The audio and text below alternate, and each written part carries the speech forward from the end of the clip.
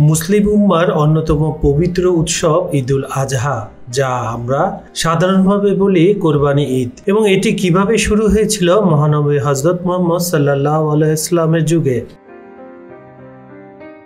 এই ঈদের মূল শিকড় নিহিত আছে হযরত ইব্রাহিম আলাইহিস সালাম ও ইসমাইল আলাইহিস সালামের সেই ঐতিহাসিক ত্যাগের মধ্যে। আল্লাহ তাআলা ইব্রাহিম আলাইহিস সালামকে স্বপ্নে নির্দেশ দেন তার প্রিয় পুত্রকে কোরবানি দিতে। ইব্রাহিম আলাইহিস সালাম ও ইসমাইল আলাইহিস সালামের নিঃশর্ত আনুগত্য ছিল আল্লাহর প্রতি ভালোবাসা ও আত্মসমর্পণের সর্বোচ্চ নিদর্শন। সেই ত্যাগের প্রতীক হিসাবে প্রতি বছর আমরা কোরবানি করে থাকি।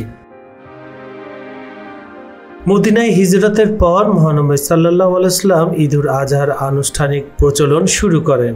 সহিহ হাদিসে এসেছে, তিনি ঈদের দিনে দুটি দুম্বা কোরবানি করতেন, একটি নিজের জন্য, অপরটি উম্মতের পক্ষ থেকে। তিনি বলতেন, বিসমিল্লাহ, আল্লাহু আকবার, এটি আমার পক্ষ থেকে এবং তাদের পক্ষ থেকে যারা কোরবানি করতে পারেনি। ইমাম তাবারি বলেন, এটি শুধু পশু জবাই নয়, বরং নফসের লোভ, অহংকার ও ইচ্ছার বিরুদ্ধে আত্মিক সংগ্রাম। ইমাম গাজ্জালি বলেছিলেন, কোরবানি মানে আল্লাহর জন্য ভালোবাসা আর মানুষের জন্য উদারতা। কোরবানির মাংস 3 ভাগে ভাগ করা হয়, পরিবার, আত্মীয়স্বজন ও দরিদ্রদের জন্য, যা সমাজে সাম্য ও ভ্রাতৃত্ব সৃষ্টি করে।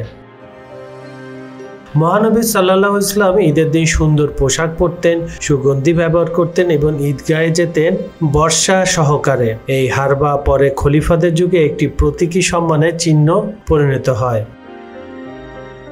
তিনি উৎসাহ দিতেন নারীদের ঈদগাহে যেতে, যা ঈদকে করে তোলে সর্বজনীন। আয়েশা রাদিয়াল্লাহু আনহা বর্ণনা করেন, মদিনার লোকেরা তরবারি ও ঢাল নিয়ে খেলা করত আর রাসূলুল্লাহ সাল্লাল্লাহু আলাইহি ওয়াসাল্লাম তাকে তা দেখতে দিতেন। এই সমস্ত অনুষঙ্গ ঈদুল আজহাকে শুধু ধর্মীয় নয়, এটি একটি আনন্দময় সামাজিক উৎসবেও পরিণত করে।